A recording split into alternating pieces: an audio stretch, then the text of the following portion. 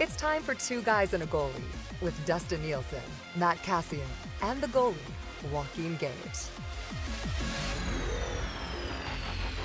Happy Monday. What's going on, everybody? Nielsen, Gage, Cass with you. And it's Two Guys and a Goalie, brought to you by our wonderful partners at CoolBet. Stay cool, bet responsibly. Everybody betting heavy on the NFL right now, but we are not far away from having a bunch of NHL futures to dive into as well. One of the boys from CoolBet will join us on Thursday's episode, but we've got lots to get to. We're going to begin our division by division previews. We'll certainly get into that today. But Gager, let's start with you because I know where we're going with you. No Formula One this weekend. How did you get your fix? Dusty, when the going gets tough, the tough go virtual.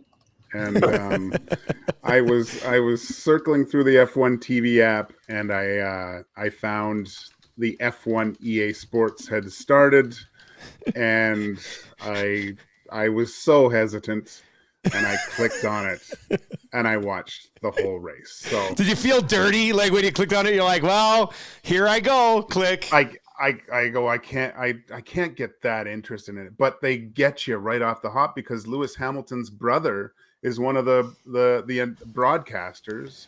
And then it's the whole studio. And they started talking about how these drivers did last year and the champion changed teams. It sucked me right back in. And as you know, Dusty, from United Cycle Cup fame, I did watch that on a regular basis. So this wasn't too much of a stretch, but it wasn't the most exciting race to watch. It was pretty robotic until the pit stops, and then the different strategies started to emerge amongst the teams. Funny. Probably what was most interesting was the McLaren were 1-2 basically the whole race. So that's what was fascinating to me. And then that's when you know it's not realistic.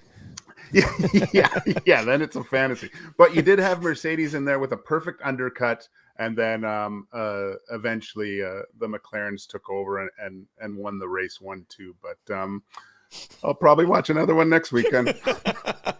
Cass, you're a gamer, right? Like you game with your buddies and stuff. But have you ever just watched other people play games or anything? No, I haven't. I know there's all kinds of streamers and people that watch on YouTube and big Twitch.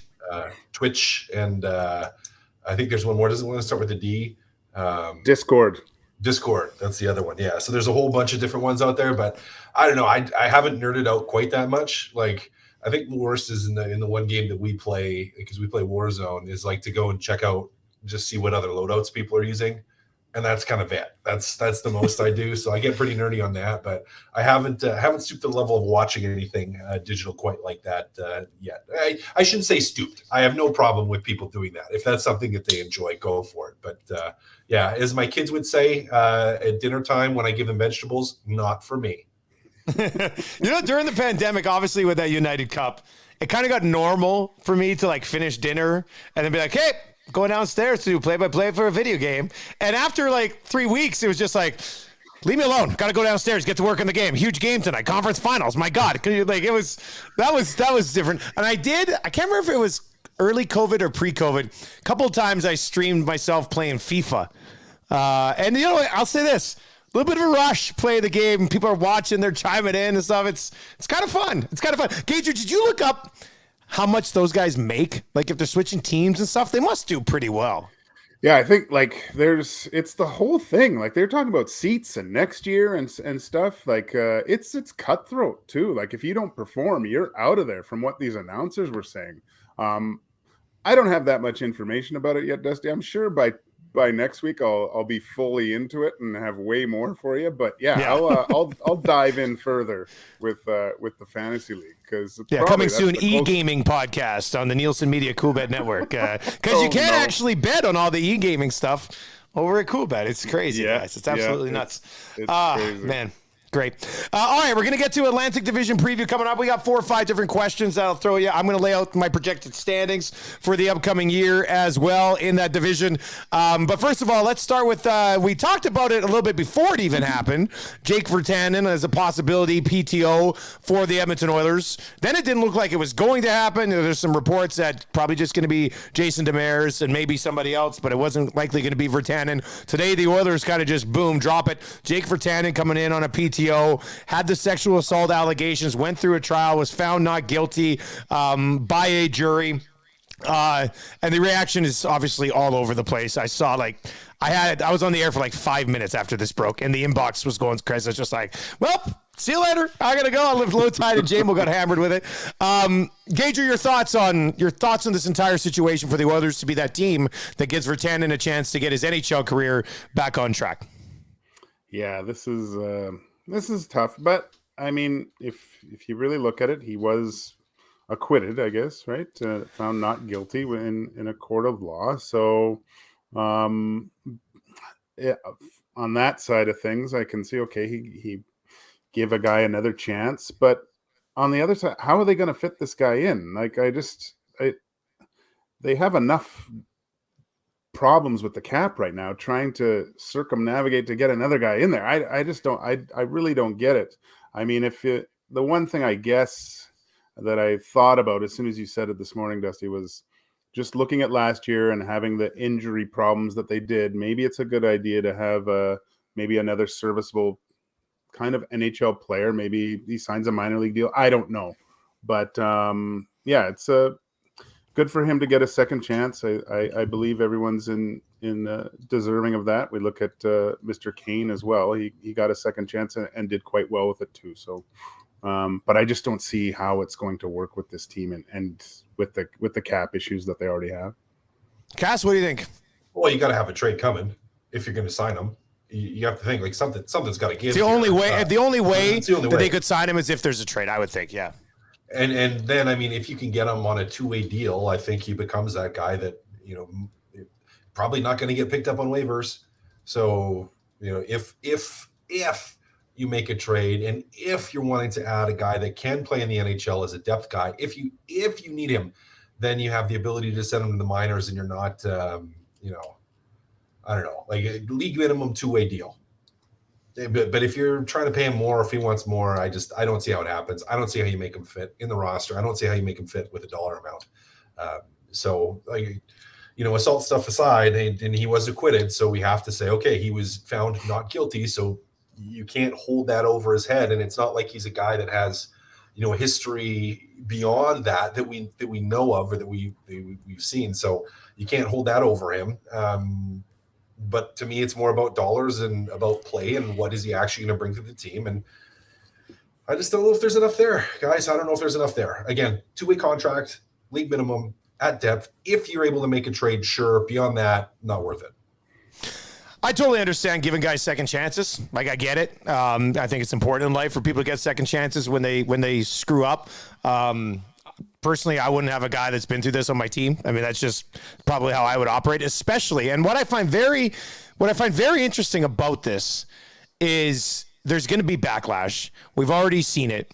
The Oilers must view him as a player that can help their team, because if not, why even go through people saying, "Oh, look at the Oilers organization bringing in a guy who just was on a sexual assault charge." Even how public opinion is, right? So to me, if you know you're going to put your organization in that spotlight, you must think he can play for you.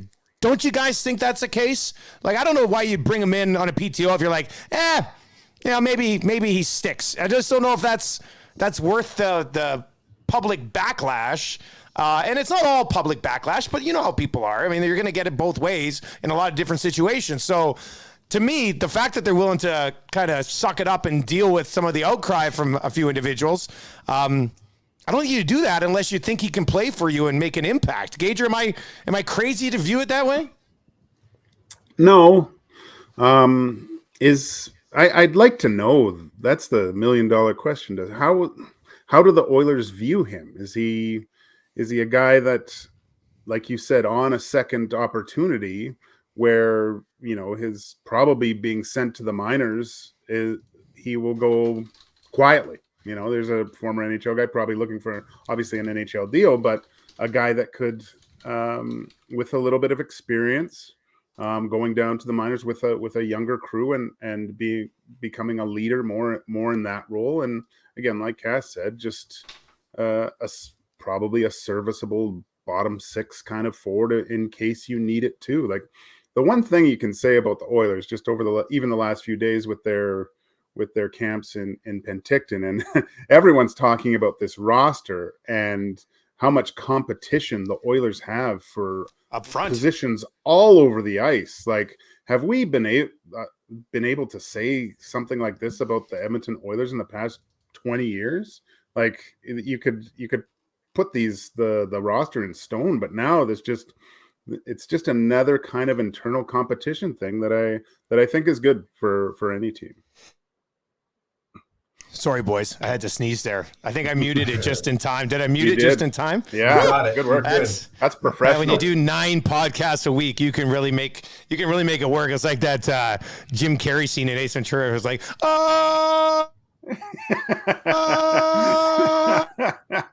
just like that, pretty much. An all-time classic there. Cass, what does he have to do to make this team, do you think? What's Virtanen got to do to actually get a contract? He has to outplay a whole bunch of people, and enough to kind of force a trade, really. To force a trade. I mean, who all does he have to outplay? I mean, he's got to outplay Holloway. Is a young guy. He has to pull Yarvi. Puljujarvi is you have to outplay Fogel right now. Like Derek Ryan. There's a lot of guys he's got to outplay, I think, in order to actually really get a legitimate shot on the roster. So. Yeah, that's where guys, I don't know. I don't see it happening. And Dusty, just one comment. The Oilers are probably looking at this on the public side of things and going, there may be a few people who are like, oh, how can you bring this guy in? But the reality of it is, and this is from a purely legal standpoint, is he was acquitted. He's been cleared. Right? Not guilty by a jury. Not guilty, which means by a jury, which means they viewed the evidence that was presented and they said he is not guilty of this. Which means that you cannot hold that over top of his head from a legal standpoint, both as an athlete as in his person. I mean, you can't. You legally cannot do that. So to me, it's not even so much as a second chance on a guy in the NHL, because before teams didn't want to touch it because if he is found guilty, I mean that's a very serious criminal offense. But since he's not, it's maybe a second chance for him getting a look at the NHL, but you can't view it as being.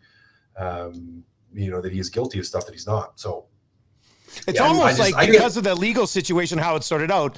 I mean, basically, what you have to kind of look at is the real question from an Oilers perspective is he had 16 points in 36 games in the KHL last year. How does that help your team? You know what I mean? Yep, that's the big thing. And he's going to have to show, I think, a lot more than that to make the squad.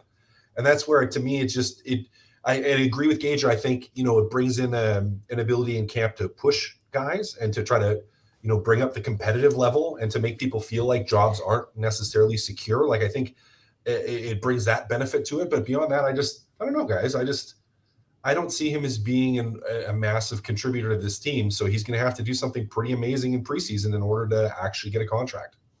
The Oilers do have a long history of giving guys second chances too. They do. I think, right? I think and there's something to be said about that. Cassian looked like he was on his last legs when he got here, right? Got his life together. A lot. There has been a lot of guys in the past that that have gotten a second chance at their careers in Edmonton, and for the most part, taken advantage of those things too, right? I'd trying to think of a few, and a few come to mind, but have all done well with their second chances and become big parts of their organization. So, it would be nice to see another guy just turn his life around and have some success after something not great happen in their lives. Yeah, something uncomfortable for everybody involved on both sides of it, right? Just quickly, I mean, if we're looking at how he can stand out, the one area where the team could really use somebody is to go and crash and bang and hit everything that moves. Archibald gone, Cassian gone, That's not really a group of forwards that's going to go out and do that, Cass. And, you might see where he was drafted and see early on. You're like, whoa, maybe he can play top 6. To me, if he's going to actually make this team, it's probably going to be as a 4th line right winger who goes out and provides maybe the one thing that your group doesn't really have. And that's a guy who can at least go down and hit on the forecheck, because a lot of these guys aren't going to do it. Is he capable of that? I'm saying he might have to be. Like, even if he's not, he might have to reinvent himself to get back into the National Hockey League. I think that's a tough way to try and reinvent yourself. Like, it's one thing to be, I don't know, to do it as a young player coming into the league, where it's like you realize early on that you don't have to play that way. But as an older guy, veteran guy, I don't know. I don't know if it's possible for him. I mean, certainly, I guess maybe it is. Maybe I should say it's not. But I would say less likely that he's able to reinvent himself that way. He better if he wants to get noticed, though, or else he's got to score a couple goals or do something miraculous, right? How do you get attention? And then it spreads, even if everything kind of works out. Let's say something happens and he has the deal. He has to keep that performance up through the start of the season too, right? Like, how many times have we seen guys have really good camps playing not against full NHL lineups, and then come regular season they just disappear? So that's a tall task. We'll see how it plays out. Looked like he was chatting with the members of the media today. So we'll see what some of the reaction is like to that. Original plan was to preview the Atlantic Division in this episode. Then the Virtanen news broke. But let's get to that. So here's how we're going to do. We've got a bunch of questions that I'm going to ask the boys. I'm also going to lay out my projected standings for the division and allow you guys to put myself out there and allow myself to be picked apart a little bit. However, as you will see, I'm really not going out on too much of a limb, because the Atlantic Division is an interesting one. It's so top heavy, and while there's these teams at the bottom who've added a great draft pick, gone out and brought in a couple of top 6 forwards, just in general, and a team like Detroit, kind of building in the right direction, I just don't see any of them taking one of the spots away from the top 4 in this division. So this will be my projected standings in the Atlantic Division. We'll start here, and then I'll throw a few questions your way. I'm going to have the Florida Panthers back at the top in first. I'm going to have Tampa in second, Toronto in third, Boston in fourth. I will have the Detroit Red Wings finishing 5th, Ottawa is 6th, Buffalo is 7th, and the Montreal Canadiens in 8th. So I'm sticking with the big 4, and then with the next 4, I'm going to say Detroit takes over that mantle of, hey, possibly next year, followed by, an improved Ottawa team, and then Buffalo and Montreal. So what do you like? What do you not like about those projected 8 spots, guys? I think Boston's going to be in tough to keep that spot. You think so, hey? I think Boston's going to be in tough to keep that spot. They are aging still, in my opinion. I don't know if they have the juice, Dusty. I think they might slip out of that, and I think Detroit or Ottawa moves in. I'm fine with Buffalo, Montreal at the bottom. I think that makes sense to me. I probably would have Toronto ahead of Tampa Bay, although I would probably keep Florida there. I probably would keep Florida there. But yeah, I think Boston slips out of that, and it could be either Detroit or Ottawa that jumps in front of them into that playoff position. Probably Ottawa, I would say, between the two of them. I think just from an overall improvement, I think Detroit's going to get there where they're going to surpass without Boston changing anything. They're going to surpass them, but yeah, I slip Boston out of that. Gage, do you think the Bruins slide out this year? The reason I have them still in there is I really like their forward group. I mean, the blue line's got a couple really good defensemen, maybe a little bit of weakness there. Goaltending, I don't love the combination, but they seem to like it. But I really like their forward group still, so that's why I think they can hang on above some of those other teams. But, Cass, if you're going to look at anybody that kind of falls out of that 4, I think Boston's a reasonable choice. Gager, what about you, buddy? Yeah, I can't argue with you too much, Desi. The Leafs are still an enigma to me. I want to see how, because they don't look like they're as good as they were last year with their personnel. I think they'll be in a little bit tougher. I really think that Boston, Detroit, Ottawa is going to be a real battle. And just looking at the youth of the Senators coming down the stretch, I don't know. I like the Sens, and it's not just because Cass played for them. I like the way they look. They're probably the most exciting team that I feel excited about watching this year, just to see how they do, because they really have some really unique pieces that they've added this year to their team to make them way more competitive. We talked about an Ottawa-Toronto matchup coming down to the stretch. That would be great to watch. But yeah, it's and then you got the bottom feeders there too. But I think that Detroit, that Ottawa, and Boston, it's going to be tough in there for those wild card spots. Well, let's tie this into that wild card team question that I had, and then we'll get to the player questions. Who is the biggest wild card team in this division? Gager, sounds like you're kind of saying Ottawa is, but you also mentioned Toronto still. I mean, from a playoff perspective, very much so. Cass, you're nodding your head there. Is Toronto your wild card team? I was gonna take Toronto because I figured one of you guys was gonna do Ottawa, and they probably would be the biggest one because you're like, oh, the biggest changes, the most potential maybe in the group to change from where they were last year. But the biggest wild card to me is Toronto. What version of the team are we gonna see?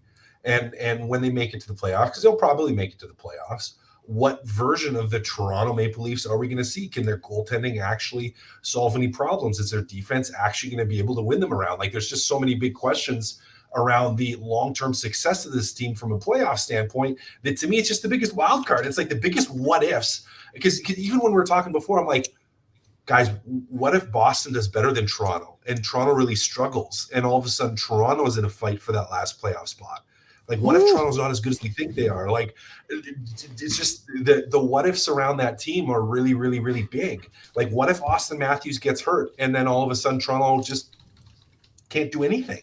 Like, it's just the biggest wild card to me in this, aside from Ottawa, in this division is Toronto, and I think it'll just be interesting, and certainly will be an interesting news cycle to cover if they end up being that crazy wild card. Do you think because Pasternak's in the last year of his deal too, right? So what happens if by the deadline and he's going to be looking for somewhere north of 10, I would assume, right? Like, does Boston, because of, like you mentioned, the aging kind of team, do they could really retool with a Pasternak trade if things don't look good by that time? I mean, they're only the one thing they have going for them, even if they give him 10, is that Coyle, Hall, and Marchand are all up for like 2 or 3 more years at 6, which kind of helps them maybe be able to splurge on one guy, right? Yeah, but man, yeah, that's you true. could reset things quickly with a Pasternak deal. That would be interesting. All right, a few questions about players in this division. Let's start here, guys. I think this is different than most valuable player. And usually most valuable you look at by the end of the year and say, oh, well, he ended up being the most valuable. But who do you guys think is the most important player in this division for this upcoming season with the way that is currently structured? Is there one guy that jumps off the page for you as the most important player in the division? They don't. It doesn't jump off the page, Dusty. I found this question very hard to answer. I got some stuff on the board, but I went with. To tell the truth, I went with Tkachuk just because of the trade. Yeah. The hoopla, the guys going back. That's going to be constantly monitored throughout the whole season of how each player is doing. He has to have a huge year. I think, really. He's going to be playing with Barkov. You have to figure that he's got to have another 100 kind of point season or on pace for 100 points. He's got to turn that team around. I think that's what they brought him in, right? They've changed the culture and the way you view that team by bringing in Tkachuk. That's what they were trying to do. I get it, man. He's by far going to be the most watched player in that division because Florida wants to take that next step. That's a lot more pressure on him too. Like, he's basically been able to just play in Calgary, I feel. Now he's got a little bit more weight on his shoulders to perform. So that's why I picked Senior Tkachuk. It was also in Florida, though, so it's not like he's going to the grocery store and getting ripped apart by people for not performing. So I think it's a different type of pressure. It's a less of an external pressure Gager, and more of an internal pressure. I think I'd agree with you there. What he puts on himself for sure. Right. Right. Yeah, I agree with you there, but I'm going to disagree on who the most important player is, which is okay. Because we're allowed to have opinions here, which is good. I will go through and through, 100%, without question. To me, and Dusty, you probably already know who this is. The most important player, who also will be the most watched player, who will be the most criticized player, will be Matt Murray with the Toronto Maple Leafs. If they want to have success, he needs to have success. If Matt Murray struggles in goal for the Maple Leafs, they're done. Oh boy, that's a career ender for many people in that organization. For that organization, there are a lot of careers that were just staked on Matt Murray being the guy that can get them deep in the playoffs. And if he doesn't, or if he struggles even during the regular season, not going to be a pretty situation. So I think if we're looking at players in terms of importance, the success of Matt Murray to me is surpassed by nobody in that division. That's a really good answer. I thought you were going to make an Austin Matthews joke at some point, but then after you kept listening out, it's like, oh, he's going with Matt Murray. I almost wanted to say Cam Talbot goes into Ottawa. If Ottawa's going to make the playoffs, man, I mean, could end up being Forsberg, but one of those Ottawa goalies are going to have to play very good. All right, what about this? Usually the answer's been Barkov for like ever. I don't think it still can be, but who's the most underrated player in the Atlantic Division? Are you going to say Barkov again, Cass? How can you not say it? Yeah, he is ridiculous. Like, how can you not say it? I mean, I look at everyone else and I'm like, well, who else can I put on this list? I can't put anybody else on that list. I don't know. But to me, it's Barkov. Gager, what are you going with? Well, and this is just over the past few seasons. I think one of the most underrated players is Corey Perry. I mean, he comes and shows up and gets his team to the finals every year. Like, this guy it's unbelievable what he does. And he seems to bring his game to that needed level in the playoffs for his teams to succeed. You can't say that he hasn't been a difference maker over the past 2 years, getting his teams to the finals. And Barkov, that's the one thing he doesn't do. He just hits the ballet before a series clinching game. So this was a tough one. I had to search all the rosters here, Dusty, but I saw 3 straight Stanley Cup finals. That's pretty impressive, you know. What about Patrick Maroon? He was my second choice. All right, and then this is a fun one. This is always an exciting one. Which player is most likely to have a breakout season in the division? What's a player that takes his game to another level, and why? I'll save that till we get to a different division. I was gonna say I got a few chirps for you guys still coming off the rankings that we did earlier in the year, so we'll get to that. But who do you guys think is the biggest breakout this year in the division? Do you want to go first, Cass? No, you can go first. All right, I have Moritz Seider as the biggest, I believe, within. I'm gonna go out on a limb here, Dusty. I'm gonna say by the end of the year here, he will be considered the best D-man in that division. And when we look at that division's D-men, there are some dandies. Buddy, Victor Hedman plays in that division. I realize that. A bold take, Joaquin Gage. I like it. I just think after watching some of the things that he was able to do, he's the only guy close enough, I think, to battle for the Norris against Mr. Makar. I think it's going to be those two over the next few seasons, and just seeing how physical and how he can manhandle guys at his age. He's going to make Detroit such a good team over the next decade, and I just see him becoming the elite of the elite. I have no problem with that pick. To me, though, his last season was his breakout season, where he's just like, how good are you when you emerge on the scene and they're like, oh, breakout season right away? Like, that's it. That's just like, that's how ridiculous this guy is. Yeah. So I have no problem with it. I mean, because I think he is going to continue to improve, Gager. So I like that one. But to me, I'm kind of like, okay, well, who are we going to see kind of be like, breakout season? Yeah. Where like, I don't know, I already see the trajectory for Mo Seider, where he's so good already. So good. So good. I'm going to go. Okay. I kind of was tossing two options around in my mind. And I think I'm going to go with the second one that I didn't think I was going to go with originally. So flip-flop, I like it. I flip-flopped on myself. Originally, I was going to go with Owen Power, coming out of Buffalo. I think like big breakout season, but almost like into the scene like Mo Seider, essentially. Right, like Mo Seider, basically. However, I want to step on a little bit of a bigger limb here too, and I think it'll be a little bit of a breakout season and an announcement to the rest of the league. And I'm going to go with one of the Montreal Canadiens, actually, in the new captain, Mr. Suzuki, where I think from a point standpoint, production, what he's going to be asked to do, what he's actually going to do, I think he has a big breakout season this year, where the numbers pop a little bit and he just really comes into his own as a player on that team and in the league as well. So I'm anticipating Suzuki to have a really, really big year. And I think that he could be a guy that just kind of pops. And I know, it's not like he's somebody that's not on anybody's radar. He's definitely on the radar, but I think he has a big breakout season this year.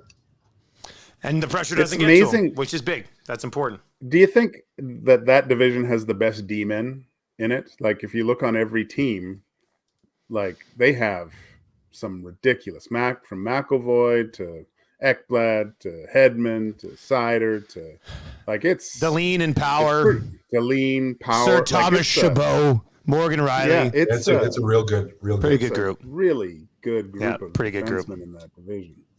Yeah, no, I would agree with that. I think there's some very good D-men over in that div. All right, so that's kind of what we're going to be doing for our division previews. Obviously, we'll do another. We'll probably either hit the Metropolitan on Thursday and whatever else news breaks. Oilers training camp opens on Wednesday, so we'll certainly have a few things to discuss there. Anything else cooking for you guys this week? Are you watching the Quantum Leap sequel that begins tonight at 8 o'clock on NBC? Yeah? Excellent. No. All right, we can talk about it. Cass, I can't believe your wife doesn't want to watch She-Hulk. She doesn't want to That's watch so it. weird to me. Yeah, I think wives really would like this movie. Or this show. It's good. I think it's really good. The last episode, my son and I jumped up and were high-fiving like right at the end? Because there was because I don't think you guys have watched that series too. I haven't watched that series. It's by far the best series ever. Oh, it's Wednesday Andor starts. Andor. Yeah. So we gotta maybe start another. I'll be ready for that. I'm gonna watch Rogue One one of these nights. Here's the thing. I started watching it. I started watching Rogue One again. I had like 20 minutes to watch something by myself while I was doing some work at home in the evening. And so I'm like, I'm gonna put on Rogue One and start watching this slowly. But it's like I haven't finished catching up on Lord of the Rings yet, so I haven't watched She-Hulk. Andor's coming out. Like it's like I'm so behind on everything. I watched the House of the Dragon is so good. I think we're 2 episodes behind now because the new one last night.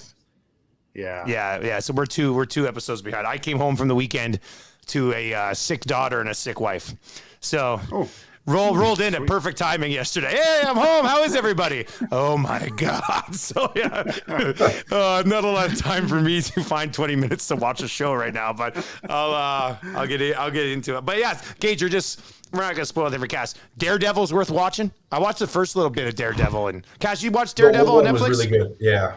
That was a long time ago now. Yeah, a long time ago, right? Kind of flew under the radar there for a bit. Yeah. All right. Unreal. I'll nerd out on that this week. It should be terrific. We'll be back with another episode. Metropolitan Division preview, some Oilers training camp talk, Canadian training camp talk as things get rolling. We'll dive into that on Thursday's episode. Once again, 2 Guys and a Goalie brought to you by the wonderful partners that we have over at CoolBet. Stay cool, bet responsibly. Sign up for an account today and use the code 2Guys, number 2 in the word guys, and be ready for when the NHL puck drops. We'll have lots to bet on around the National Hockey League. Boys, enjoy the rest of your week.